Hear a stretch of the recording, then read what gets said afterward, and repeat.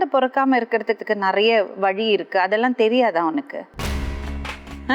அவரு என்ன சொன்னாருன்னா, நான் அப்படியே போய் வீட்டில் சொன்னேன் ஏற்றுக்க மாட்டாங்க, இது மாதிரி சொன்னேன், நான் என் ஃபேமிலியில் சொல்லி நான் கூப்பிட்டு வரேன்னு சொல்லிட்டு. படிச்சா மட்டும் பத்தாது.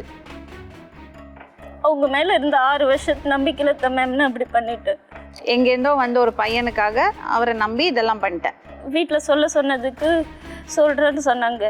அந்த டைமில் வந்து என்ன பண்ணாங்க, நான் அப்படியே போய் சொன்னால் வீட்டில் எதுவும் பண்ணுவாங்க, எதுக்கு பிரச்சனை ஆகும். எங்கள் அண்ணன் ஒய்ஃப் வந்து கன்சீவாக இருக்காங்க, எங்கள் பிரான்ச் வந்து ஒட்டப்பட்டு, அங்கே போயிட்டு நம்ம அட்டை போட்டோம்னா அந்த நர்ஸ் வந்து எங்கள் அண்ணிக்கிட்ட சொல்லுவாங்க. எங்கள் அண்ணி வந்து ஒரு வளர்வாயி, அது வீட்டில் எப்படி இருந்தாலும் ஒரு பெரிய பிரச்சனை உருவாக்கும், நம்ம அதை வச்சு வீட்டில் கூப்பிட்டு கேட்க பார்த்தா ஆமான்னு நான் சொல்கிறேன் அப்படி சொல்லிவிட்டு அவர் சொன்னார்.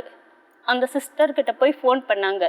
சிஸ்டரும் என்ன பண்ணாங்க, சரி ஓகே, உங்களோட ஆதார் கார்டு, ஓட்டு ஐடி, ரேஷன் கார்டு, அவளோட ப்ரூஃபு எல்லாத்தையும் நீங்கள் எடுத்துகிட்டு, ஜெராக்ஸு, உங்களோட ஃபோட்டோ எல்லாத்தையும் எடுத்துகிட்டு நீங்கள் வாங்கம்மா